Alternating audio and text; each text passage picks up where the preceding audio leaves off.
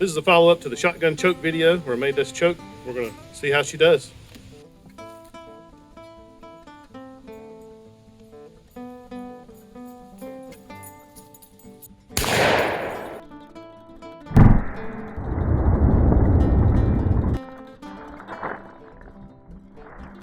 All right, so it shot a little low, a little to the left.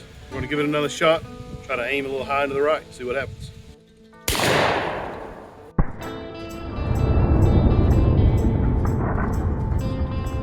Put that group in the middle. That's not too bad. All right, guys, there's your results. So it does look like I aimed a little too high and to the right since we got a grouping up here, but I mean, we got one almost in the center. That's at 30 yards. What do you think? Yep. That one's not a winner, but it might have been.